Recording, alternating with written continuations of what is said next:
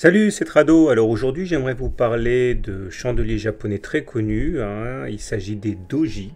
Et les doji ont une réputation qui est souvent usurpée. On leur attribue très souvent une réputation haussière ou baissière, alors qu'en fait, il s'agit surtout d'un signe d'incertitude. Et ça ne veut pas dire pour autant que ça ne sert à rien. Alors tout d'abord, regardez, hein, le point commun entre tous les doji, c'est que le niveau d'ouverture, le niveau de clôture va être similaire. Il peut se passer des séances où la mèche haute ou la mèche basse va être plus ou moins longue. Par exemple, on va trouver un porteur d'eau, le doji libellule, le doji longue jambe, la pierre tombale, etc. On accepte également que le corps soit minimaliste, mais qu'il y ait un corps quand même, c'est-à-dire qu'il y ait peu d'écart entre le niveau d'ouverture et de clôture, mais globalement, on retiendra que le corps lui-même est vraiment minuscule.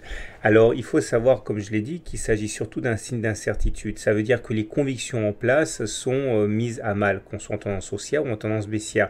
C'est-à-dire que si vous regardez ce graphe, par exemple sur Alcatel-Lucent, vous pouvez avoir n'importe quoi après un doji. Là, vous avez une stagnation puis une baisse, ou alors une baisse suivie d'une autre baisse, ou alors une hausse suivie d'une baisse, etc. Ce sont des dojis à chaque fois, mais ça montre surtout aux analystes techniques, ça montre aux intervenants que les intervenants, justement, sont frappés d'une sorte de torpeur, ne savent plus trop comment agir, et c'est ça surtout qui nous intéresse. Voilà, à très bientôt pour un autre tutoriel.